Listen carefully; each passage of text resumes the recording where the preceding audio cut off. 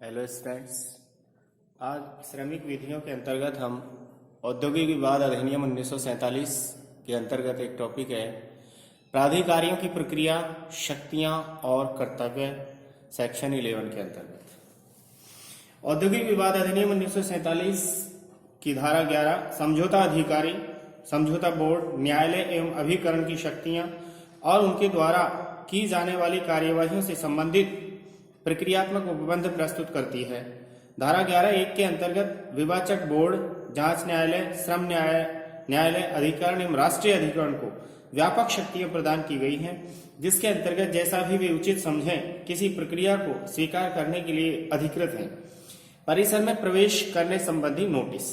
अधिनियम की धारा 11(2) ये उपबंधित करती है कि किसी विद्यमान या प्रत्याशित औद्योगिक विवाद की जांच हेतु एक समझौता अधिकारी अथवा बोर्ड का सदस्य अथवा जांच न्यायालय, श्रम न्यायालय, अधिकरण या राष्ट्रीय अधिकरण के पीठासीन अधिकारी किसी ऐसे परिसर में प्रवेश कर सकते हैं जो किसी औद्योगिक प्रतिष्ठान के अधिकारी के अधीनस्थ है, जिसके संदर्भ में विवाद उत्पन्न हुआ है। इस उद्देश्य की पूर्ति हेतु अधिकारी के लिए आवश्यक है कि वह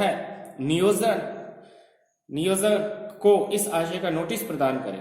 उक्त नोटिस का केवल उद्देश्य किसी औद्योगिक विवाद अथवा आशंकित औद्योगिक विवाद की जांच हेतु औद्योगिक प्रतिष्ठान के परिसर में प्रवेश करने से है।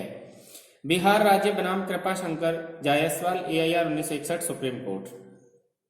इस मामले में सिद्धांत प्रतिपादित किया है कि अधिनियम की धारा 11(2) में नोटिस देने से समझौता अधिकारी के क्षेत्राधिकार पर कोई विपरीत प्रभाव नहीं पड़ेगा, क्योंकि उक्त नोटिस का अभिप्राय केवल यह है कि वह व्यक्ति जो औद्योगिक परिसर में प्रवेश चाहता है एक समझौता अधिकारी है, न कि अजनबी व्यक्ति। अभिकरणों की शक्तियां। अधिनियम की धारा 11(3) के अंतर्गत बोर्ड, न्यायालय, श्रम न्यायालय, अधिकरण या राष्ट्रीय अधिकरण को उक्त विषय में दी गई शक्तियों के संबंध में उपबंध प्रस्तुत किए गए हैं, परंतु इनकी शक्तियों को पृथक रूप से निर्दिष्ट न करते हुए उक्त धारा में ये विवरण प्रस्तुत किया गया है कि इन सभी प्राधिकारियों को वे अधिकार व शक्तियां प्राप्त होंगी जो व्यवहार प्रक्रिया संहिता 1908 के अंतर्गत एक व्यवहार न्यायालय को प्राप्त है। इन शक्तियों का निम्न प्रकृति के मामलों में न्याय निर्णय प्रदान करने में उपयोग किया जा सकता है।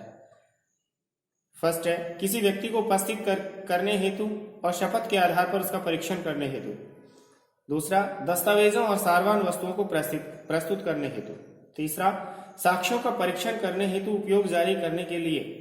चौथा, ऐसे अन्य विषयों के संबंध में जो विहित किए गए हों।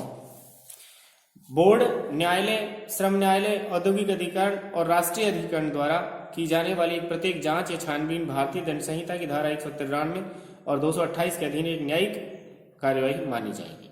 अधिनियम की धारा 11(4) में उपबंधित किया गया है कि यदि किसी समझौता अधिकारी के पास किसी अभिलेख को प्रस्तुत करने के लिए उचित आधार है जो औद्योगिक विवाद के संबंध में आवश्यक प्रतीत होता है और जहां किसी पंचायत के सत्यापन की आवश्यकता अनुभव की गई हो अथवा अधिनियम के अंतर्गत प्रदत्त अपने किसी कर्तव्य के पालन के संबंध में उचित समझा गया हो, तो समझौता अधिकारी उस अभिलेख को अपने पास मंगा सकता है और उसका निरीक्षण कर सकता है।